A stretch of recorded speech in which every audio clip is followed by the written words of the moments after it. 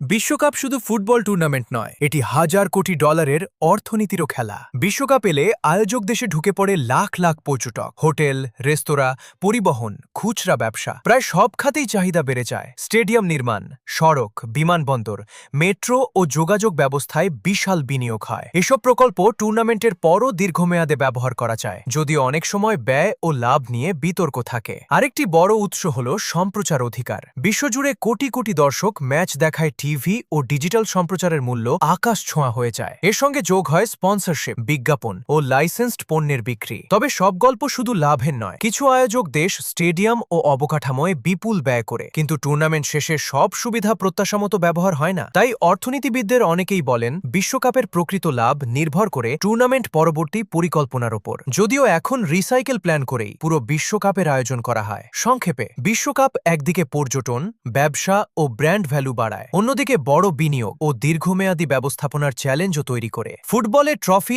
একটাই, কিন্তু অর্থনৈতিক প্রভাব ছড়িয়ে পড়ে পুরো দেশ জুড়ে।